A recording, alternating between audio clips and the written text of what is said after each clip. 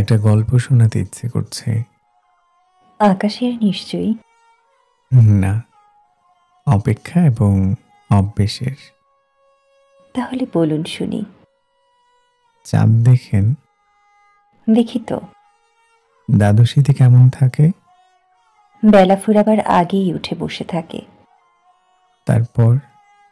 বেলা ফুরাবার সাথে সাথে ওঠে। তারপর? বেলা ফুরাবার আরো খানিকটা পরে।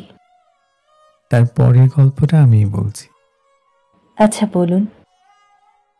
ধীরে ধীরে তার উদয়ের সময় বিলম্বিত হয়। ০.৫ ঘন্টা, ১ ঘন্টা, ২ ঘন্টা, এইভাবে মাঝরাত, শেষ রাত। একটা সময় রাত্রি ফোরায়, কিন্তু চাঁদ আসে না।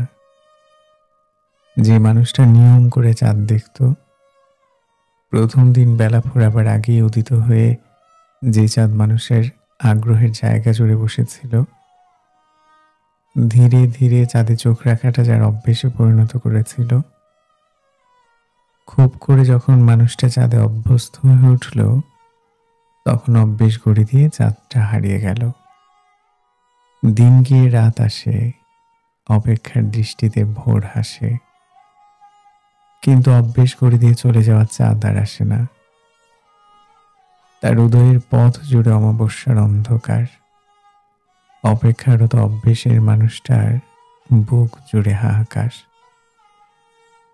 চাঁদের অপেক্ষায় বসে থেকে থেকে একটা সময় তার সখ্যতা হয় নিশতি রাতের অন্ধকারের সাথে।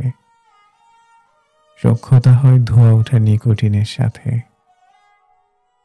অভ্যেস গড়ে দিয়ে চলে যাওয়া মানুষগুলো ঠিক দিনের আলোতে উদয় হওয়া দ্বাদশীর চাঁদের মতো।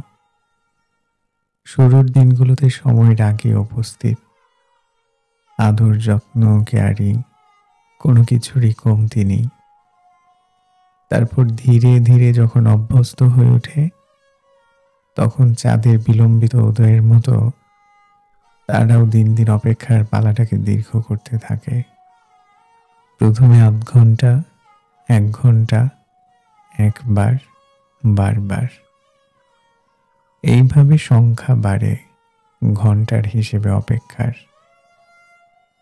দিন যায়, রাত ফুরায়, জীবন থেকে সময় হারায়। অভ্যেস গড়ে দিয়ে চলে যাওয়া মানুষ আর আসে না। মাস বদলে চাঁদের হিসেবে দ্বাদশী এলেও মন বদল করে চলে যাওয়া মানুষ আর আসে না। আমরা তখন